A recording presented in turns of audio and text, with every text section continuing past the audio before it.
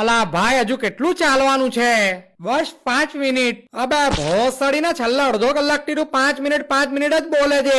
ભેણચોદ નીચેથી પણ એવું કહીને લાવેલો કે 5 મિનિટનો જ રસ્તો છે, એટલે જ તો હું ચાલતો આવવા પણ તૈયાર થયો. મને લાગ્યું તારે ટ્રેકિંગ કરવું હોય એટલે તૈયાર થયો. ગાણ મારવા ટ્રેકિંગ કરું મને તો એમ હતું કે હિલ સ્ટેશન પર જઈને મસ્ત રિસોર્ટમાં ચીલ મારા, પણ આ લવડાના લીધે ટ્રેકિંગ કરવું પડે છે. સાલા ચાલીને ટાંટિયા તૂટી ગયા મારા. નીચે પગ છે કે નહીં એ જ ખબર નથી પડતી, કઈ મહેસૂસ જ નથી થતું પગમાં. શું મારી ગયા છે પગ. બસ હવે થોડુંક જ છે, બસ પહોંચી જ ગયા છે. માં કસમ હું ઘરની 4 દિવાલમાં બેહી રહ્યા, પણ આ ભણવાની અને ક્યારે ફરવાની આવ. આખા મૂડની પટ્ટર ઝીકી નાખી. જો પેલોટા ઉપર ઝંડો દેખાય છે ને બસ ત્યાં જ જવાનું છે. અલા નીચેથી અહીંયા સુધી પહોંચવામાં ગાણ ફાટી ગઈ ને હવે તું એમ કહે છે કે તા ઉપર ઉડી જવાનું છે. હજુ તો ખાલી 15 મિનિટ થઈ છે આપણે ચાલતા ને એટલામાં તું થાકી ગયો. અબે આ કાણિયા ચોઈડા અડધો કલાકથી ચાલીએ છે આપણે. બૈરીને કેવી રીતે ખુશ રાખે. તું એનું ટેન્શન નહીં લે, તને નહીં બોલાવા. અલા અહીંયા સુધી આવી જ ગયા છે, ચાલ ની હવે. ના ભાઈ ના, તમારે જવું હોય તો જાઓ, મારામાં કોઈ તાકાત નથી રહી હવે. શિલાજીત આપું તારી ગાણમાં નાખી દે તારી શિલાજીત. અલા તું અહીંયા શિલાજીત પણ લઈને આવ્યો છે. લાઈફમાં ઓપોર્ચ્યુનિટી ક્યારે પણ આવી શકે છે, એટલે તૈયાર જ રહેવાનું. પછી અફસોસ થાય એના કરતા હાથે લઈને જ ફરવાનું. અહીંયા જંગલમાં કોણ મળવાની તને? હું ખબર હવે કોઈ એના વર્થી સેટિસ્ફાઈડ નહીં હોય તો મને ચાન્સ મળી જાય. છત્રી પણ લઈને જ ફરતો હે આયરો તો ખિસ્સામાં. મેં કીધેલું એને છત્રી લઈ લે, હિલ સ્ટેશન પર જરૂર પડે જ. પણ ભણવાને વાર લાગતું હતું છત્રીનું. અલા હું પકડવા વાળી ની પહેરવા વાળી છત્રીની વાત કરું છું. એ બધું તો જીવન જરૂરિયાતની વસ્તુમાં આવે, એના વગર તો ઘરની બહાર નહીં નીકળાય. ચાલી ભાઈ વાત કરતા કરતા ફટાફટ પહોંચી જવું. અલા પણ તમારે જવું હોય તો જાવ ની, હું ક્યાં ના પાડું છું, હું બેઠો છું અહીંયા જ. હારું ચાલ બસ આપણે 5-10 મિનિટ રેસ્ટ કરીને પછી જઈએ. પછી પણ હું નથી આવવાનું, એટલે તમારે જવું હોય તો જાવ. હારું ચોઈડા નહીં આવતો, પણ પેલા સાઈડ પર તો આવી જા. ની તો ટ્રેન આવી જાય ને તો તારું ભેજું ભરતનાટ્યમ કરે બહાર નીકળીને. એની બેન ને માખી મારું સાલા ચોમાસામાં એકદમ જ માખીઓ કાથી નીકળી પડે એ જ ખબર નહીં પડે. આટ તો મૂકે છે ઈંડા માખીઓના. અલા તું ઈંડા મૂકે છે માખીઓના? તું પણ કયા ગેલ ચોઈડાની વાત સાંભળે છે? કોઈની પાસે બોટલ છે કે નહીં પાણીની? ઉપર મળે છે પાણીની બોટલ. તારી પાસે બેગમાં નથી? ના મારી પાસે નથી. અલા તો આટલા મોટા બેગમાં હું જાંટા ભરીને લાવ્યો છે, જે મેન લાવવાનું તે તો લાવ્યો જ નહીં તું. મને લાગ્યું ઉપર તો મળે જ છે ને પાણી, પછી ખોટું વજન કેમ ઉચકું? ઉપર કે તારા બાપે પાણીની પરબ થોડી બનાવેલી છે. સાલા 10-10 રૂપિયાની બોટલ 20-20 રૂપિયામાં વેચતા હે ઉપર, ને 20 નું પેકેટ 30 માં વેચતા હે, ને 50 રૂપિયા માટે જાણ જેટલી મેગી વેચતા હે, જેમાંથી એક જણનું પણ પેટ નહીં ભરાય. મને મુટ્ટર લાગી છે. મને પણ અગન લાગી છે, ખાવાનો છે. અલા પણ મેં કા તને કઈ કીધું કે તું પી? મેં તો ખાલી કીધું કે મને લાગી છે. બેસની હરામ ચોદીના તારા લક્ષણ મને ખબર છે.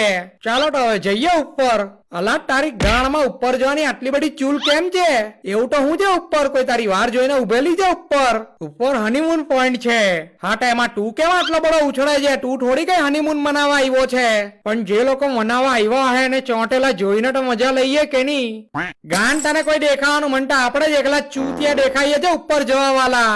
આખા રસ્તામાં નથી કોઈ નીચેથી ઉપર જતું દેખાયું, કે નથી કોઈ ઉપરથી નીચે આવતું દેખાયું કે નથી કોઈ ઉપરથી નીચે આવતું દેખાયું. દેખાયેલું તો ખરી વચ્ચે કૂતરું જે આપણી હાથાડે ઉપર આવતું હતું.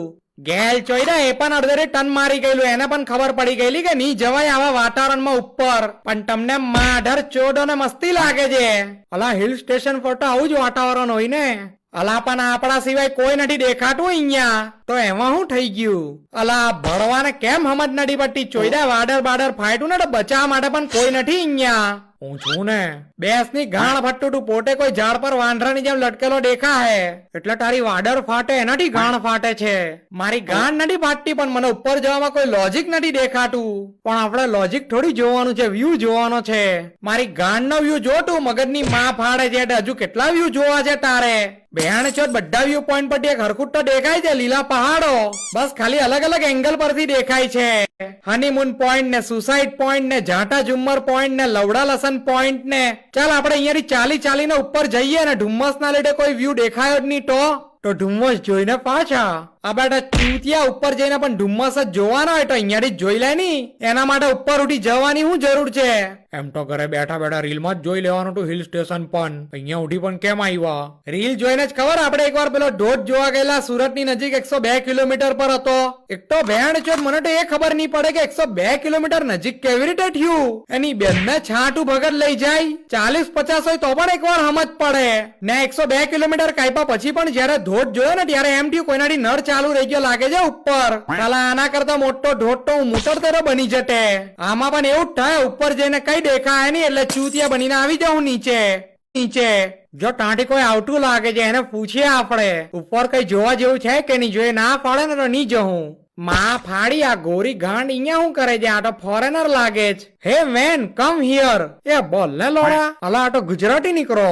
કયા ગામના ભાઈ તમે એ ગાંડા ચોઈડા ગામના હે અમે તો તમે ચો ગામના આપણે આ લંડ ફકીર ગામ છે ને બસ એની બાજુમાં જ ગેલ ફાયડી ના ગામ છે બસ એ જ ગામના હું વાત કરે હે ગેલ ફાયડી ના ગામમાં જ મારે ગેલ ચોઈડો ભાઈબંધ રહી હે હું નામ છે એ નામ તો મને નથી ખબર એનું પણ અમે તો એને લખો તો કઈને બોલાવતા તમે ઉપર જઈને આવ્યા એ ન જવાય ઉપર તો બાપા કઈ દેખાતું નહીં એની માને ગાલે આ ઢુમડા એવા ઉડે ને કે ન પૂછો ને વાત મારું બૈરું ને મેં ગયેલા હતા ઉપર તો તમારું બૈરું વાઈફ કાજે એ બૈરું તમારું નીચે ઢોળાઈ ગયું રીલ બનાવી હેલી પીકીની એમાં નાટતા પગ લહરી ગયો એનો પેલા કીધેલું મેં એને બહુ ગેલી નો થઈ જતી રીલ હલાવામાં પણ બૈરાઓની બળદ બુદ્ધિ કોનું હાંભરે ભોળાઈ ગઈ ભોળીની હવે જાઉં હું એને નીચે ટેડવા એ હાલો ટમેટારે ગજબ ગેલ ચોય તો માણસ છે આટો એનું વૈરું નીચે પડી ગયું ટોપણા નફટ ને કોઈ ફરક જ નથી પડતો બોલો જવું છે હજુ પણ તારે ઉપર જટા આવીએ એવું કઈ નથી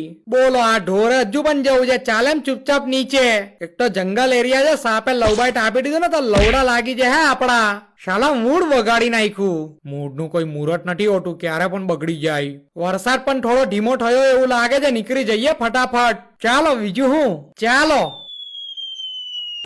બચી ગયો સાલા મારી તો ગાંડના ઢબકારા વધી ગયા ચાલ તો ભાઈ પહેલી ટાકે તું અહીંયાથી નહીં તો ભૂસ્ખલનમાં ભૂસડાઈ જાઉં ચાલો તો બસ આજના માટે આટલું જ બોચે હમણાં તો મારે ભાગવું પડે એમ છે અહીંયાથી તો જો તમને વિડીયો ગમ્યો હોય તો ઠોકી દો લાઈક બટન ને વિડીયોને શેર કરી દો તમારા હરામી દોસ્તારો હાથે